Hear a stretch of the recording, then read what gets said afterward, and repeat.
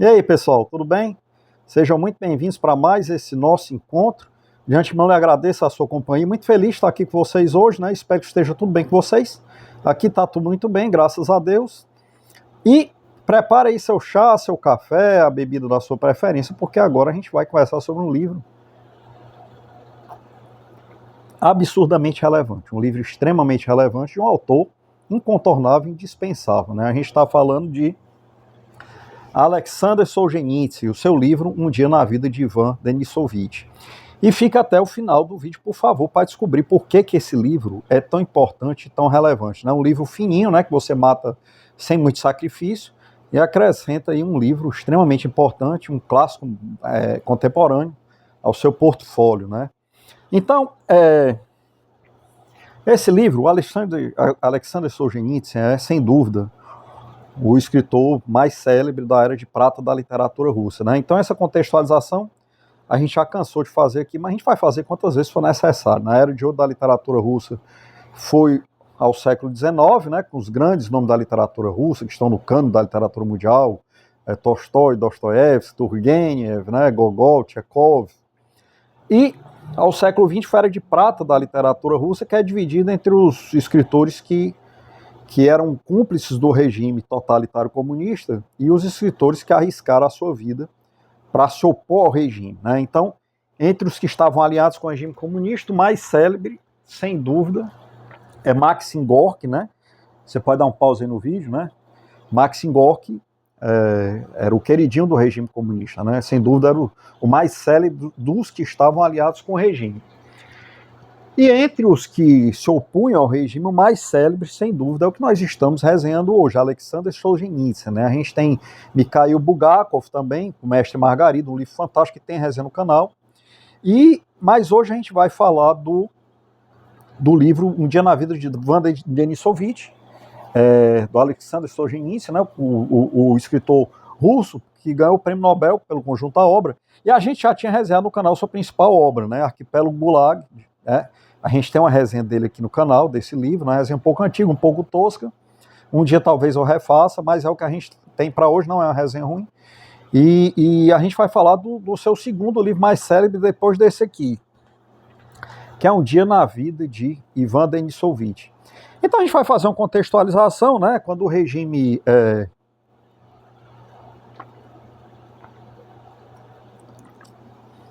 com a Revolução Russa, né? Se você quiser mais detalhes sobre a Revolução Russa, tem uma resenha do livro Revolução Russa do Anthony Beevor aqui no canal na playlist História. Com a Revolução Russa se implantou na antiga Rússia, né?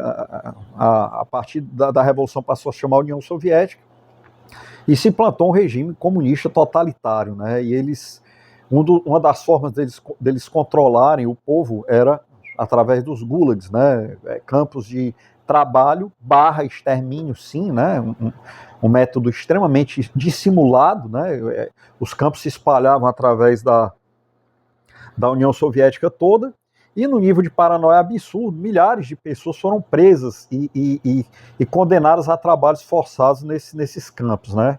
E era um percentual tão grande da população, os campos se espalhavam pela União Soviética toda, que o Solzhenitsyn, né, sempre irônico, no seu livro Arquipélago Gulag, ele diz que é o primeiro caso registrado que um povo se torna inimigo de si mesmo, né? Porque o nome dos campos era Campos para os Inimigos do Povo, né?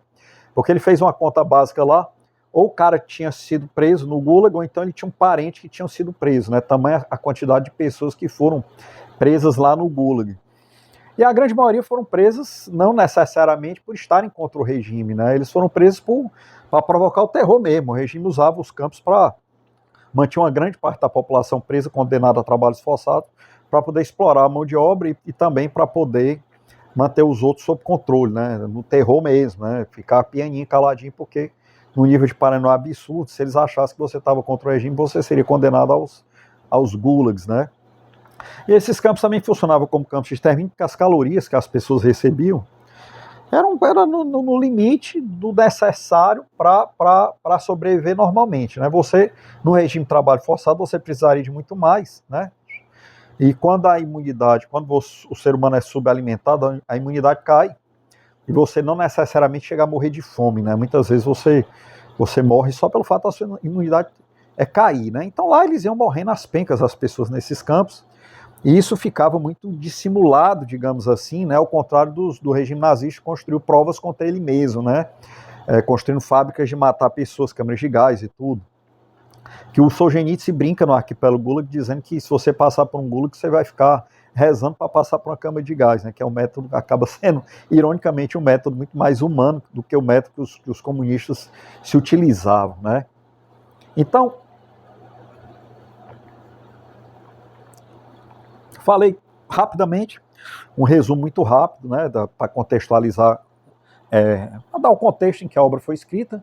Se você quiser mais informações sobre Gulag, eu indico esse livro aqui, Gulag, da Anne Applebaum. Esse aqui eu ainda não resenho no canal, mas eu pretendo resenhar. Eu resenhei dela Fome Vermelha, da mesma autora. Tem uma resenha já um pouco antiga aí no canal, do livro Fome Vermelha.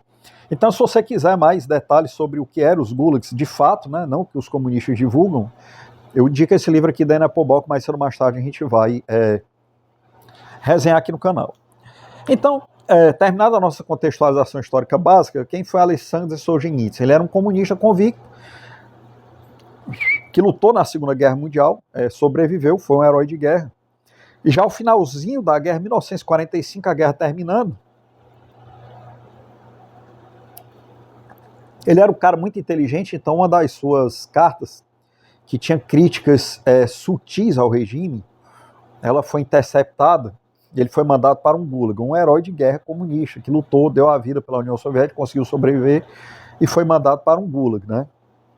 Então os comunistas dizem o capitalismo, a exploração do ser humano, mas os comunistas mandavam os caras para a guerra no fronte oriental, que era um fronte dificílimo de você sair vivo, até porque os próprios comandantes comunistas adotavam estratégias que usavam a vida humana como bucha e canhão, não tinha o menor respeito pela vida humana, e você passava fome, frio, né? No fronte oriental da Segunda Guerra, os recursos eram bastante escassos, e caso você sobrevivesse àquele inferno, você aleatoriamente poderia ser mandado para um campo de concentração, como vários foram, né? A gente no dia na vida do Ivan Denisovich, ele fala sobre isso aí.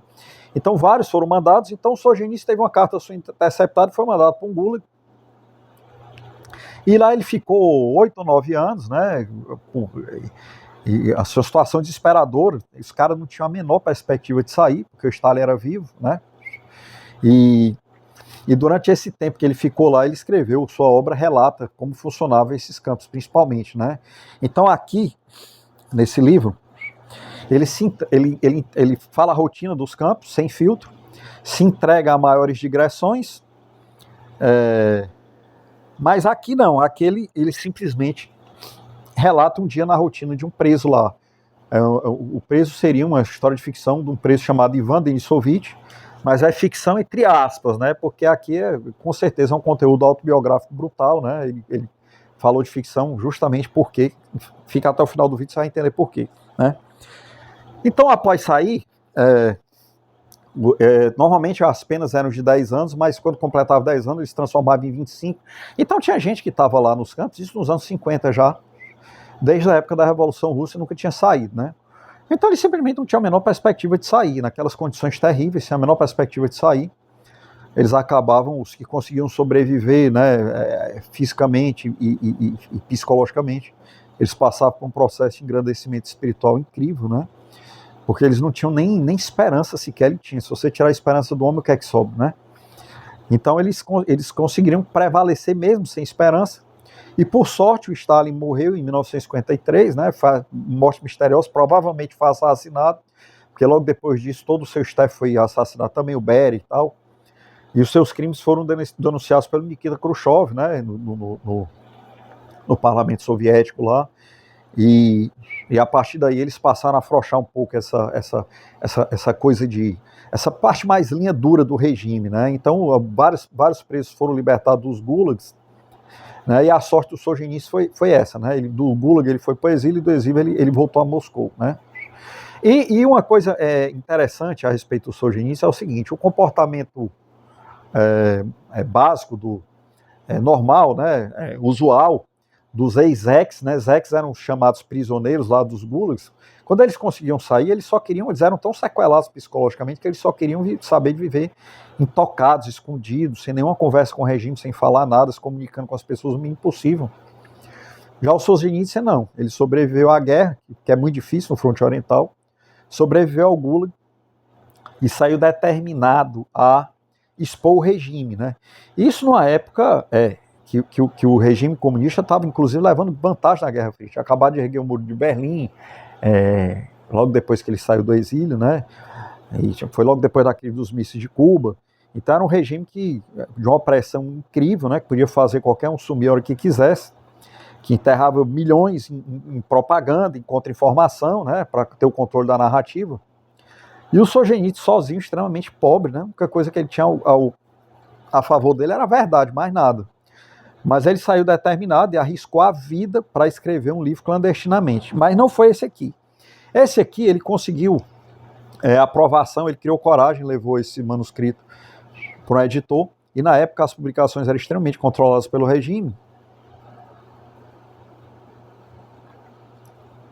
E ele conseguiu autorização do próprio Khrushchev para publicar esse livro. Porque o Khrushchev achou que seria bom as pessoas saberem os crimes cometidos pelo regime stalinista, né? Que também o Khrushchev não mudou tanta coisa assim, né? Mudou só os extremos, né? Foi um pouco menos extremista, mas ainda era a mesma opressão, controle da informação, ditadura, etc, etc. Então esse livro é um livro extremamente light comparado com o arquipélago Gulag, né? Ele não se entrega a digressões, né? Ele fala só um dia na vida desse preso aqui, fictício, que na realidade é ele, né? O livro é autobiográfico, com certeza. E a partir daí a gente chega às nossas próprias conclusões, mas isso com milhares de filtros. Você tem que entender que esse aqui foi o livro aprovado pelo regime. E mesmo assim esse livro já causou um estrago grande. O Khrushchev viria a se arrepender de ter aprovado a publicação desse livro, né? Ele viria a se arrepender depois, né? Porque esse livro já descredenciou bastante o regime. E esse livro não é nada comparado com o livro definitivo do Solzhenitsyn, que é o Arquipélago Gulag, né? Que a gente já resenhou aqui no canal. Esse livro aqui que é completamente sem filtro e que ele se entrega assim a digressões, ele fala suas opiniões e tal. Esse livro aqui é que é realmente o livro completo. Mas esse aqui se tornou extremamente célebre e o Solzhenitsyn recebeu o Prêmio Nobel de Literatura em 1970 pelo conjunto da obra, cujos dois principais livros são Arquipélago Gulag e esse aqui. Então, com esse aqui, a gente acaba tendo resenhado aqui no canal a principal parte da obra do Solzhenitsyn, né? E quando ele fala de um dia na vida desse Zek, né?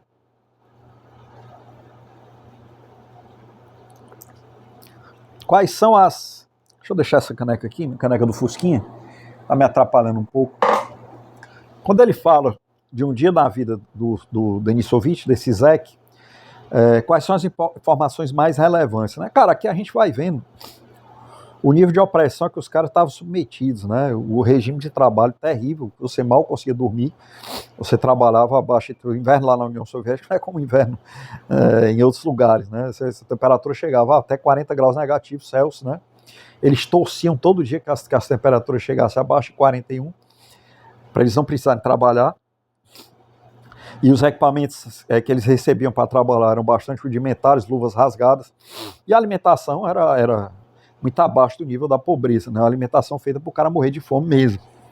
Então aqui ele relata as pequenas coisas que eles se apegavam para manter a dignidade e não se quebrarem como seres humanos, né? Que é o grande mérito desses caras, é terem passado por tudo isso e mesmo assim não terem perdido a dignidade como seres humanos, né? Então vou dar um exemplo aqui. Eles entenderam que eles não podiam desperdiçar nenhum tipo de caloria, né, das que eram servidas lá. Então de manhã era servido um pão seco, né? Eles comiam pão, mas seguravam as duas extremidades do pão, eles guardavam no bolso, que era aquela casquinha, né, aquela pontinha do pão.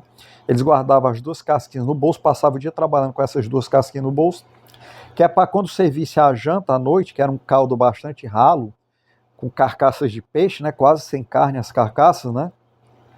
Então eles sorviam o caldo, chupavam a carcaça todinha e depois usavam as casquinhas de pão que eles tinham guardado para limpar completamente o prato. Então o prato ficava quase brilhante, quase como se tivesse limpo, né? Então assim, eles não podiam desperdiçar nenhuma caloria e isso a médio e longo prazo fazia muita diferença, né? Essas poucas calorias que eles conseguiam, porque sem aquele pedacinho de pão eles não iriam conseguir absorver o restinho do caldo lá que era servido para eles, que estava no prato. Então esse tipo de coisa fazia muita diferença, né? Então eu separei um outro trecho que eu achei interessante. Teve um trecho que o Solzhenitsyn é muito irônico, né? O texto dele tem humor também, apesar de tudo que ele passou. Deixa eu ver aqui. Isso aqui cita bem uma das coisas que eu falei. Os brigadistas que saíam do DPP, o Departamento de Planejamento e Produção, faziam uma rodinha diante do termômetro.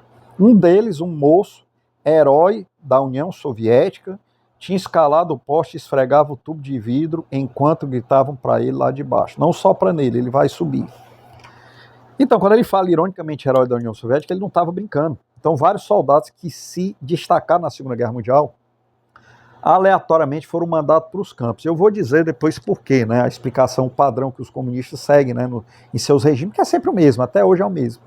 Então, assim, tinham muitos heróis de guerra lá, muitas pessoas que lutaram pelo comunismo. Então, eu digo mais uma vez, os caras têm essa narrativa, esse discurso, o capitalista explora as pessoas e tal. Pô, o comunismo, ele mandava as pessoas para a guerra como bucha de canhão para lutar por eles, morrer por eles, e se o cara sobrevivesse, ele era mandado para um campo desse, né, sem recurso.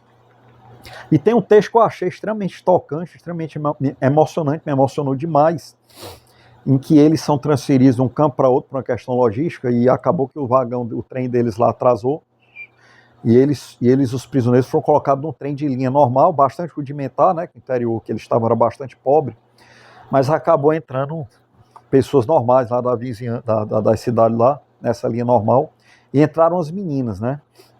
Então, quando ele viu aquelas mulheres, ele ficou todo animadinho e foi lá conversar com elas, soltar piada, brincar. Você vê pelo texto dele que, apesar de tudo que ele passou, ele é um cara muito irônico, engraçado. E aí ele escreveu isso aqui, cara, que me partiu o coração.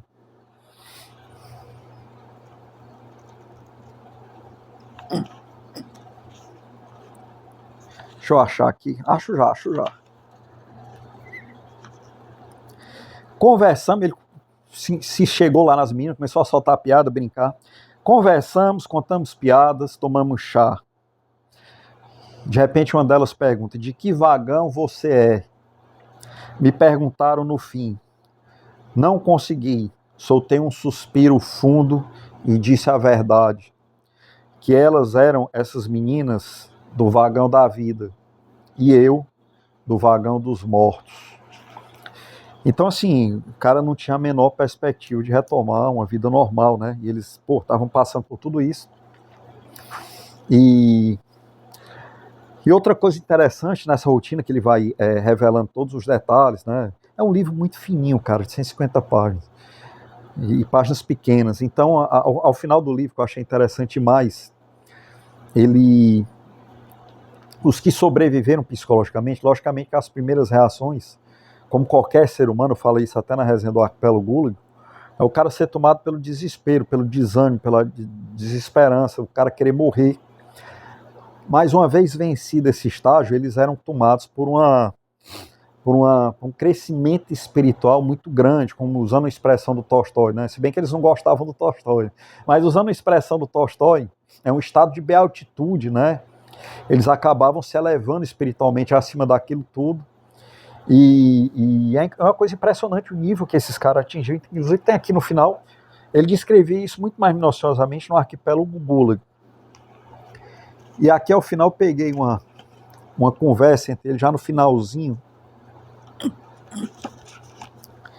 em que eles diziam o seguinte: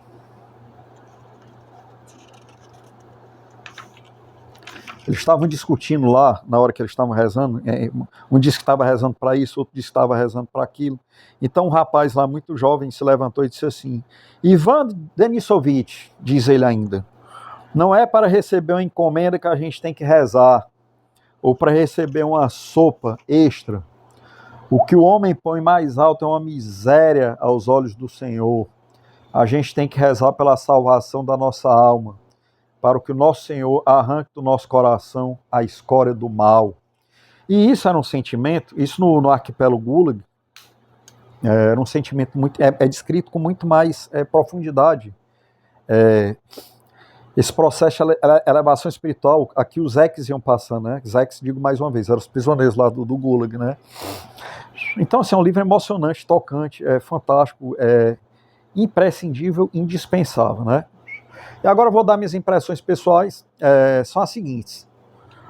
Em termos de conhecimento, sob o ponto de vista exclusivamente da busca pelo conhecimento, se você lê o Arquipélago Gulag, você já tem esse conhecimento. Você não tem necessidade de ler esse aqui. Esse aqui está completamente contido aqui dentro.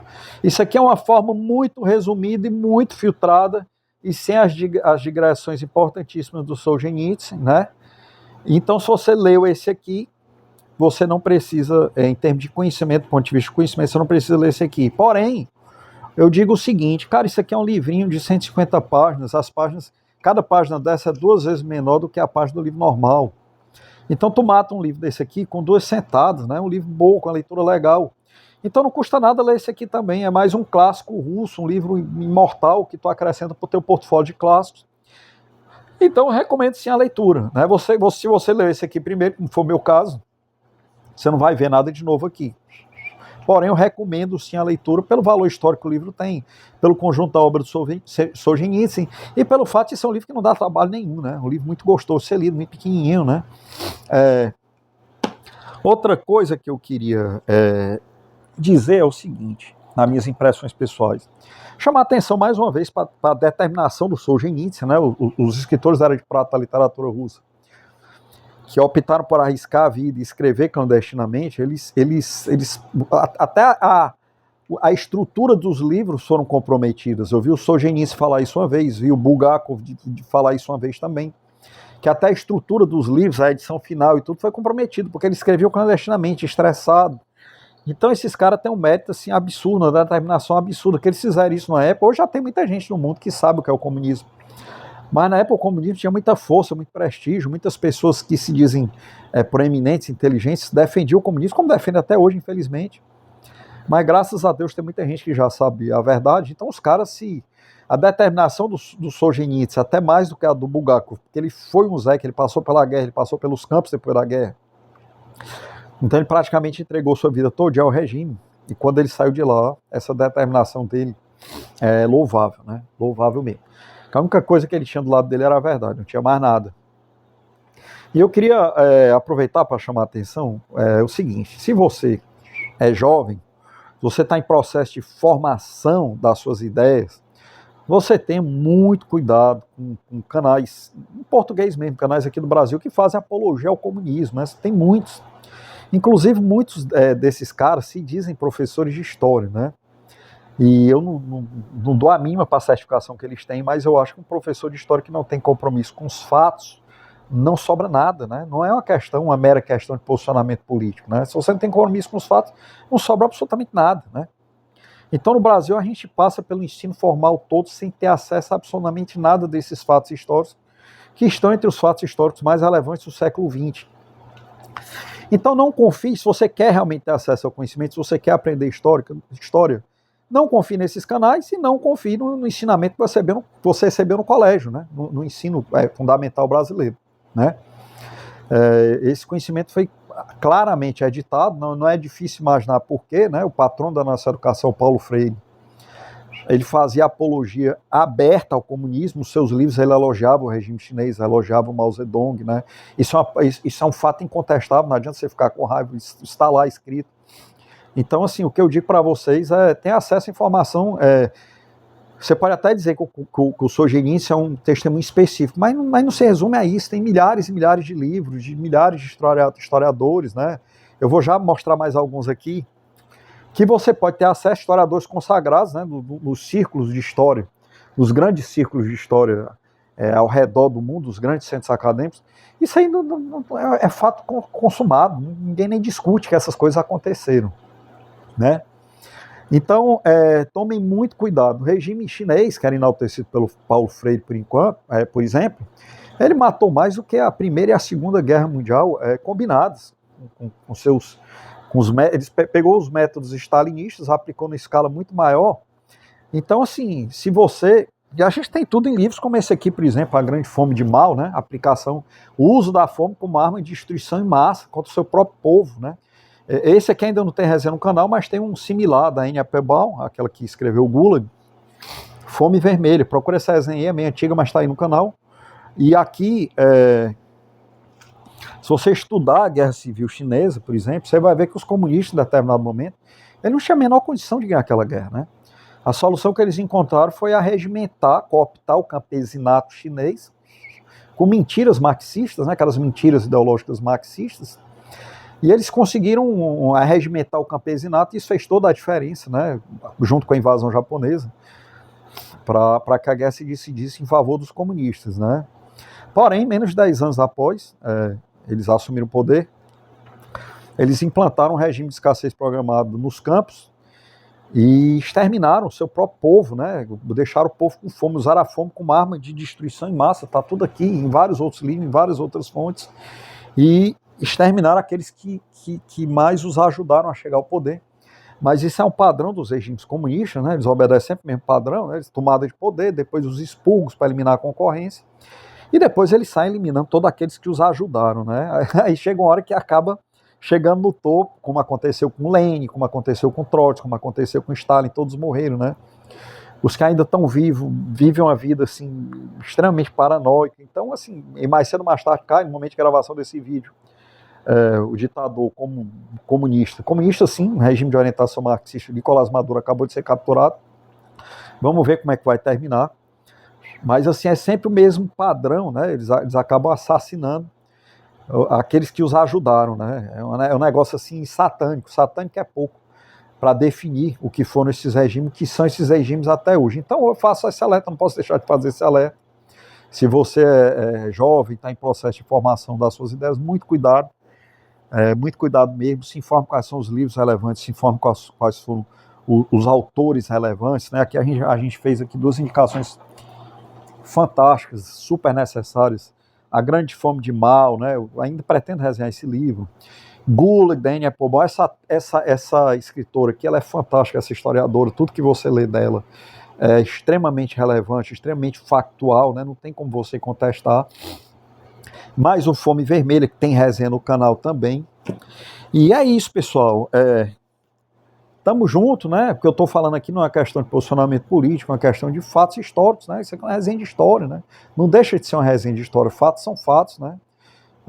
Se existe algum debate em relação a isso, tem que ser um debate historiográfico, técnico, né?